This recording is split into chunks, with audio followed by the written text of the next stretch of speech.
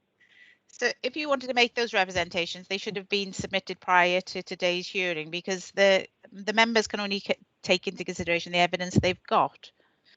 So we'll move on from that point, and it's up to me then to advise the committee of the relevance of it when they retire to Can I just to come make back the to that determination. slightly, Andrea, just to my representations have included all the concerns about noise from the external area. Yeah, but what I'm saying to you, Helen, is that when you made your representations, as been pointed out, you did say, you know, that the weather's been bad and, you know, people wouldn't have had their windows open. But we've got no evidence of that, have we? Because we haven't got evidence that this officer went on this day and he's seen that, you know, these windows weren't open, etc. No, I was just making the point that we hadn't received, just confirming we hadn't received any complaints, but that doesn't necessarily mean that no nuisance has occurred. And that's the only point I wanted to make. But that's not a point, is it? Because you can't assume, because you haven't had any complaints, that nuisance did occur. You've got to have evidence. The committee can only base the decision on evidence. So if there's no complaints, there's no complaints. So as far as the committee is concerned, because there's no complaints, that they've got no evidence that a nuisance did occur, have they? No, I'm not saying one did. Exactly. So that's what I'm saying. The committee have got, there are no, for the committee's determination, there have been no complaints during the time that these premises have been open during that 3-week period. Well, what we will do for future reference is become a nuisance and make a complaint every single time noise is above a certain level. It'll inundate the council if all of us start doing that, which isn't appropriate. You know, we've been. So can I just stop you there? Because that's not appropriate. Can I just stop you there? That is not appropriate now for the committee's determination. So we need to move this along. All I can say to you is that if you have got complaints, if you do think they're a noise nuisance, obviously there is a facility in the council for you to make those complaints, and every one of them obviously will be investigated by the relevant department. So for today's purposes, that's not relevant. Okay. Can I ask a question? Right. Can I ask one question of clarity, please? Mr. Chairman, can I ask a point of clarity to Mr. Phipps? He made a reference just now, and I just want to make sure that I didn't misunderstand him. He made a reference to the outside seating area about it all year round. Did he say that that was what he meant? Because the understanding we had from the residents, from the circular we had from the owner, was he was only planning to operate this function for up to 5 months a year. Yes, I think that's right. I've seen the letter. It's in the papers. The committee will refer to it later. I think that's right. So your comment earlier about a year round doesn't apply? Well, okay, if you want me to, yes, I agree. Well, I think it's important for us to understand the magnitude of what we could be faced with. I know it's less likely to happen in bad weather, but the way the weather is these days, it could be wet in the summer, but it could be fine in the autumn or in the out of season, and yet that could be open in other times of the year. But he was quite specific in his original comment. It would be open between designated times of the year only. Yeah, well, we can go to that within the papers. If you scroll through to the agenda papers, that letter is. Let me just bring it up for the committee's benefit. I think that's attached to one of the things at the end. Yeah, he indicates it's on page. It's on page 5 months. Yes, it's on page 49, councillors. That letter. That's the dialogue that the premises initiated with the premises, introducing themselves and their proposals, and then it says on the second page, on page 50. Third paragraph from the bottom, in terms of the exterior seating to the front, this area will of course be a facility that will only be in use for circa 5 months in any calendar year, not least as a result of the climate. So I'm at a loss currently to see where it said only between certain dates. What it said is it will be in use for about 5 months a year, and that's right, it will be in use for about 5 months a year. So you're clarifying it won't be open 12 months a year?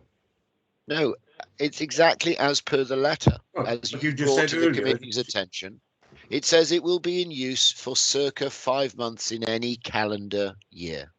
Yeah, and I'm just referring back to your comments 5 minutes ago where you referred to it be open all year round. I just wanted clarity on it, that's all. Forgive me. As per the letter. Thank you. No other questions? With that, we'll go on to Appendix C, Deborah Rees. And please, could you try not to go over things we've already been over while giving your representations, please?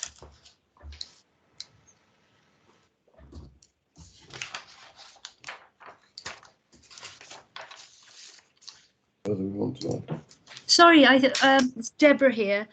I think the officer, Helen, has summed up the concerns very, very well. She's represented us very, very well there. Thank you. She said everything I would wish to say. And I'd just like to reiterate that it's my understanding that we now won't have to endure music being played in that car park and the outside area, music of any nature. So if I've understood that right, that's something that's come out of this. Thank you. Okay. No questions. We now go on to Alan and Christine Daniels. Right. Thank you, Mr. Chairman. I find it a bit hard not to refer back to other things. Please forgive me as such. In summary, I think the way this thing has been approached and the continual changing that's taking place regarding plans, etc., and some conflicting correspondence, I think what we have as residents is a lack of trust and faith in what's being said regarding how it's going to operate. Certainly the concerns that we have is one of hours of business, particularly wishing to extend the existing hours, which are quite long in the first place, but to go beyond midnight, I think is untenable. There's still a bit of concern regarding potential entertainment. Are assured to an extent of some of the issues that have been said about conditions, and that's given some reassurance. Could I ask one other issue, though, that to the legal people? One of the big issues we have is noise potential. Well, I don't think it's potential because, excuse me, when this has operated in the past, albeit closed earlier, there has been substantial noise when people are leaving the facility, albeit in the car park, waiting for cars or taxis to arrive. It's inevitable. It happens in every establishment. That has always been on the basis that it is closed earlier than the existing licensed facility. Clearly, they intend to operate to the full of that facility, so it will be closing later. Could I, as a condition to those points, ask if the owners are that concerned and are prepared to put in conditions regarding management of the process and management of the outside area and how people behave when they leave? One of the biggest contentious points we have is people leave a facility when they're inebriated, when they become loud, and then they try to arrange for transportation to take them home. Now, the inevitability is that takes a length of time to arrive. Could be 30 minutes, 45 minutes at worst case scenario. If they wanted to prove how good they are in management and assisting the locals with their concerns, could they not, of the people that are still in the facility leading up, say, from 11:30 onwards and are likely to be there till 12 o'clock, could they not ascertain from those people, those that want taxi facilities, and get them to arrange it so that it arrives earlier than it would otherwise do if they don't try to arrange it till 12 o'clock? That, I think, would be an alleviation of the potential of how long they stay outside and therefore the noise that would be incurred after midnight.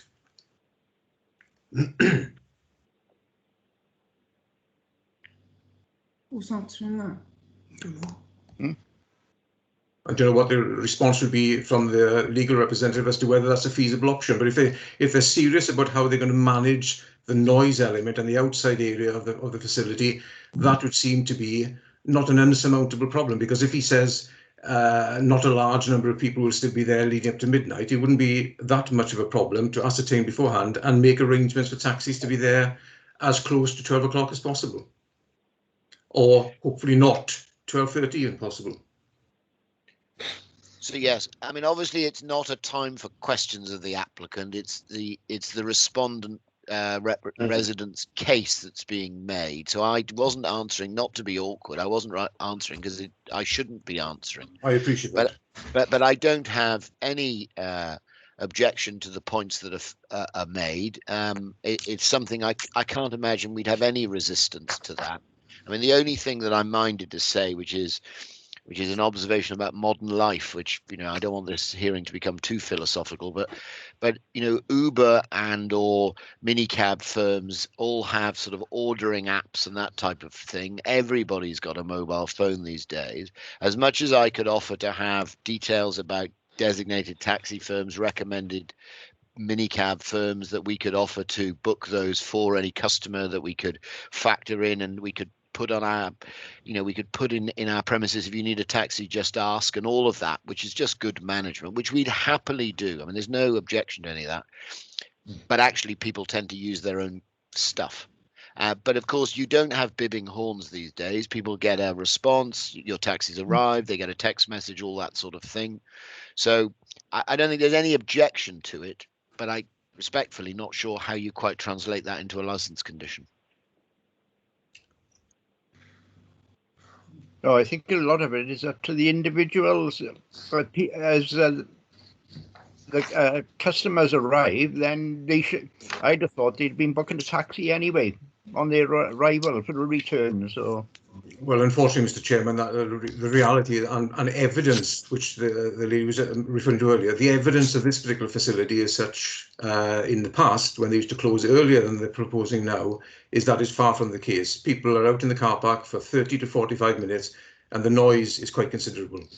okay. Right, Helen Williams.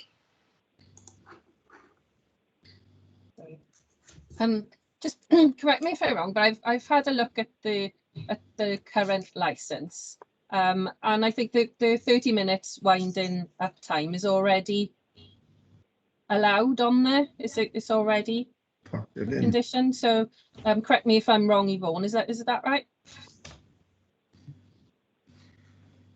Chair, yes, when we looked at the license, and maybe Matthew can come in as well, there was always a moot point about the drinking up time from the 1964 Act as well. That wasn't explicit in licenses.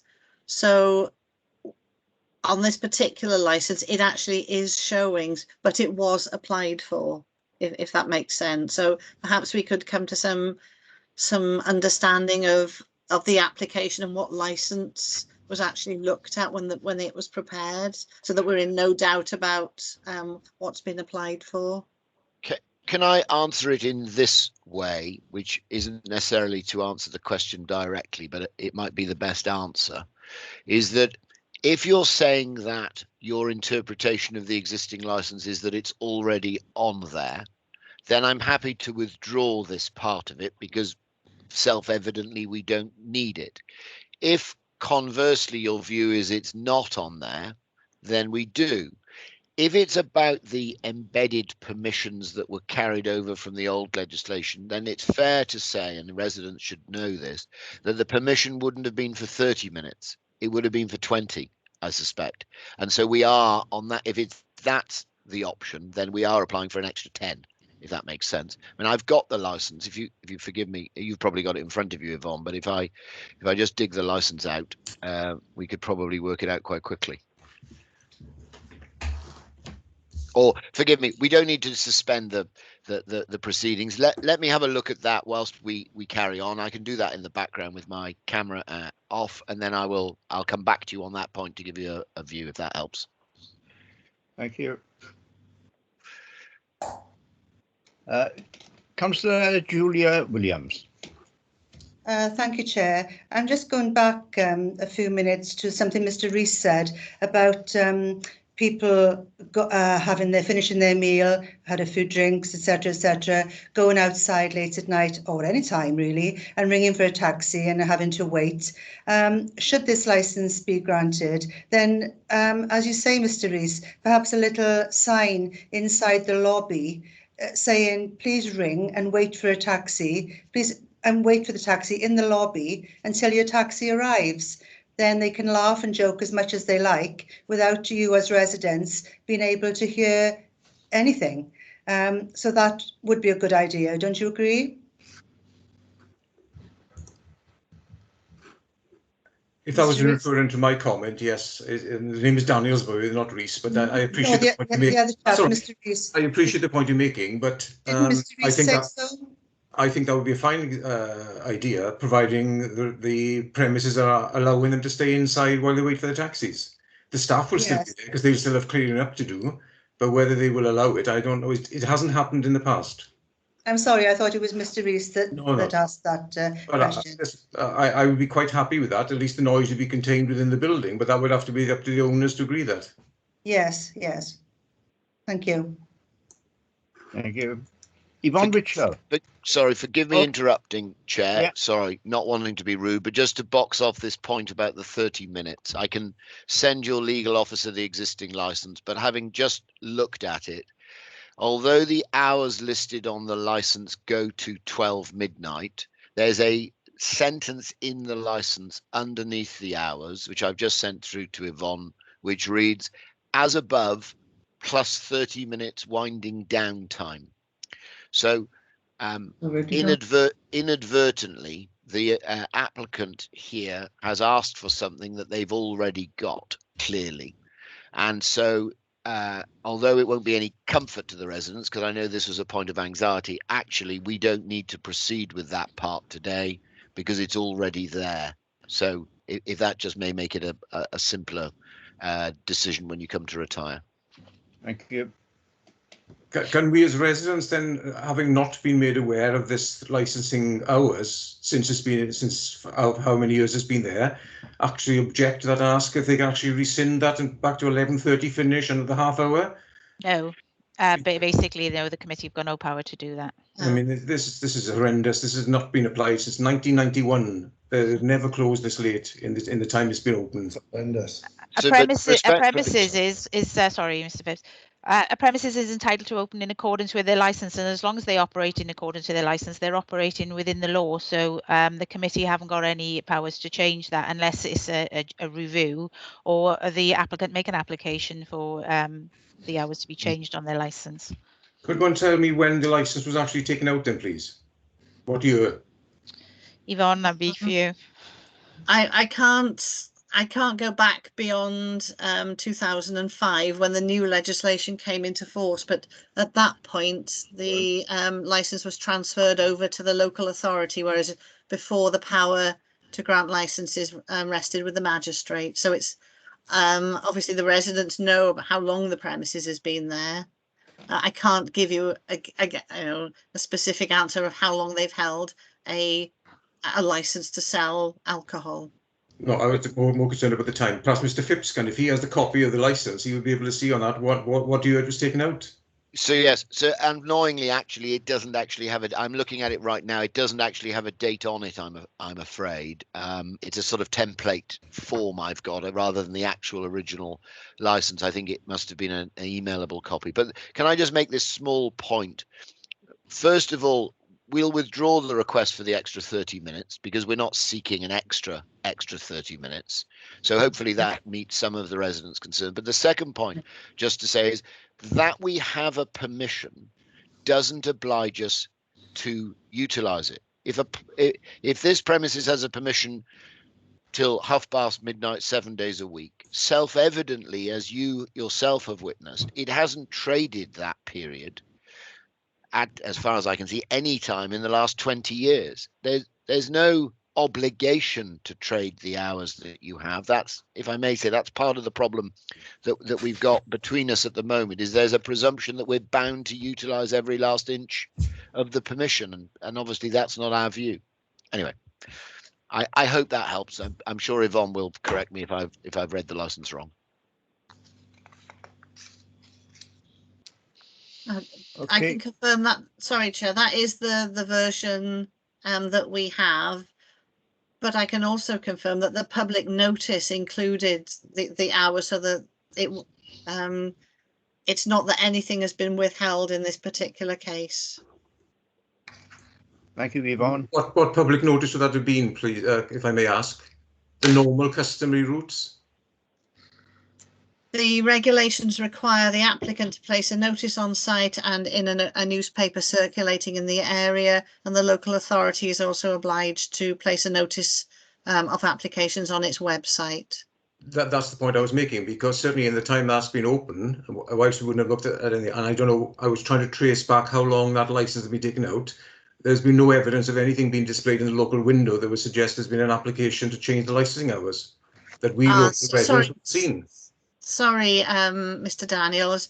I was referring to the public notice that's required for this particular application. Right, that's fine. Yeah. So the past is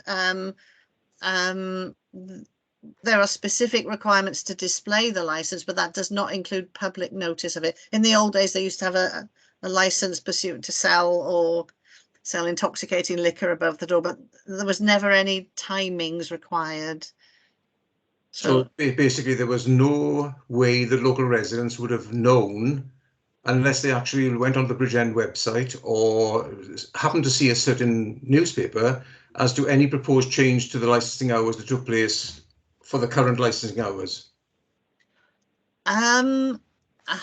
Phipps can correct me wrongly, but when the new Act came into force, there was an application process. I believe in this case it was a straight conversion of the license from the old 1964 license to this current one. If in 2005 you had made major changes to that old Justice's license, you would have had to put a variation in, and there would have been a period when the residents could have objected. But Sorry, understanding, and we are going through the past, and I know Andrea's going to... I'm going to say we need to draw a line in 2005, they did a straight conversion of their of the license that they had at that point. We can't go back, I'm afraid, Mr. Daniels, to what happened then. Yeah, I know what you're trying to say, but that there is that is the position that we have. We've got no power over what's happened in the past. The license is a legal license. The applicant is allowed to trade in line with their license, and the committee can't do anything about what's happened in the past. So we need to move on from the actual hours. The actual hours are the actual hours in the license, and the committee can't change that. Can you just answer one thing? If this is a new application for change, for variation, why can't the committee vary what they grant? Or is it only ever the applicant that is allowed to apply for something that the committee can't say, well, that don't seem right, why don't we do A, B and C? Because they would do that on a review of the premises license. It's if the police reviewed it or somebody reviewed it, they can then change the conditions. But how do we get to that? How can we manage to get the licence reviewed? That's a matter outside of today's committee, and I'm sure if you telephoned Yvonne outside of today, she can give you some advice on that aspect of things. But for today's committee's purposes, they will only take into consideration what's been said, what the applicant wants, whether they grant it or not, or whether they grant it with conditions. Okay, thank you. Okay, Mrs. Daniels, your hand is up. Was that the question you were going to ask? Dan, yes. Sorry. No, my hand hasn't been up for a while. I've made my comments. No, that's fine. Thank you. Okay, right. There's nobody else wishing to speak. So with that, no, there is me. I haven't had my say yet. I just asked you if you had your hand up to ask the last question, and there was no response. So carry on then. No. Sorry, I thought you meant you can go to committee then. Go out. I haven't had my. Sorry about that. I haven't put forward what I want to put forward. That's what I was saying. So. Okay. So shall I start? Yes, certainly. Right, lovely. I have taken an awful lot out of what I was going to say because it's been covered. The applicant, firstly, and very importantly, failed to advertise the fact that he applied to change the licence usage properly. It was a fluke, we found out from the Environmental Health Officer. We believe it was done intentionally to have the licence granted without residents being able to voice their objections. The licence, under our human rights, the licensing authority needs to comply with the Human Rights Act in regard to Article 8, which is in respect of private and family life, This is what we're asking you to do to protect us from the noise and volume so that we can enjoy our garden without having to listen to drunks and loud noises 365 days a year, possibly. I take on board, they've said it's 5 months they'll be sitting outside, there or thereabouts. But they are going to be the 5 months when people actually enjoy their gardens. So we will be having that taken away from us. In regards to our privacy, our home has been invaded since the restaurant has had a temporary outside seating. People are looking directly into our living room from noon until the premises shut. It is an uncomfortable position to be in.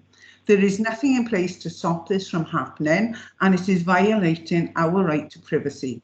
The plants have not given us any privacy at all, as the clients have had their seats as far down as the changing area. We live here, the staff and the clients visit or work here. It's not nice having people looking directly into your living room, and it is uncomfortable. We've lived here for almost 30 years without any crime or criminal incident happening to our property. The applicant has taken over El Prado and asked for development, and as a resident, we were entitled to object. The applicant has asked residents to withdraw their objections to planning, which we didn't, and our property has been vandalised, and although it is highly circumstantial, it's highly suspicious. The level of noise here will be unbearable. Our lives will be dictated by the opening and closing times of the restaurant. We are kept on a high state of alert in regards to safety of our property and ourselves following the vandalism episode. What concerns us is the lack of empathy the owner has shown residents with legitimate concerns in regard to his proposal. And should his proposal be successful, any further concerns would be addressed and managed in the future. The owner has contacted all objectors by phone, email, handouts, or in person after objections have been submitted. And the last but not least, the applicant has already had the signs completed on the building as a bar and restaurant, as if it's a done deal. I believe he thinks this is tick box exercise and that the rules of licensing do not apply to him. That's the end. I just wanted to say that. So any questions then, isn't it? Yeah, thank you, Mrs. Armstrong. Any questions from Mrs. Armstrong, please?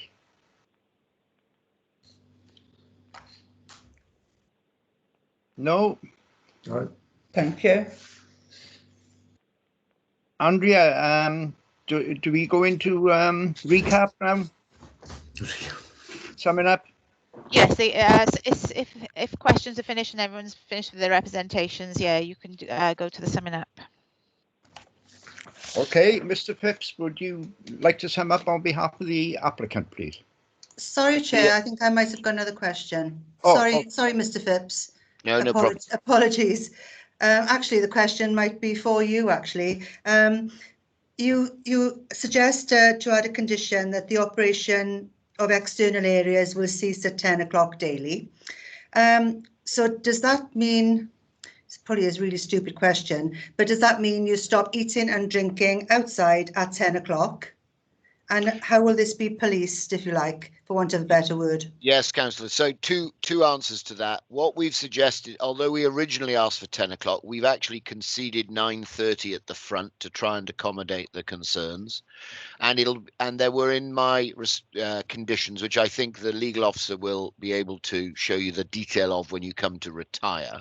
There's effectively a management of the outside space series of conditions. So it would involve the DPS taking responsibility for it, going outside, notices, litter and glass collection, the CCTV making sure it covers that area, that sort of thing. I'm cantering through it a little bit, but there's effectively, of the say dozen conditions that I've proposed, about 8 of them are about the management of the outside area. So people sitting outside will know they have to be away at 9:30.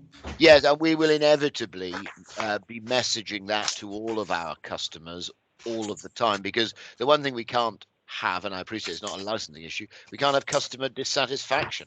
You know, if you're halfway through Dover Soul, you're not going to be thank the management coming up saying inside you go. That's just not going to work for us. So I imagine that I'm not offering this as a condition, but if you're not seated by say 8:45, then you're probably unlikely to be wanting to eat outside at that point, because your meal isn't going to be finished at the point at which, that's why the 10 o'clock on the side is so important, because we will be able to accommodate some people in our pergola space and till 10, or if you're minded to grant it. Yeah, thank you very much. Thank you. Councillor, shall I do the quick closing? I've got one quick question, if you don't mind, Councillor. So the people who are sitting outside up until 9:30, they're just coming to the end of their meal. How are you going to accommodate them if they want to just carry on drinking then? We'll need to manage them like restaurateurs do every day of their working lives. We need to manage our customers correctly.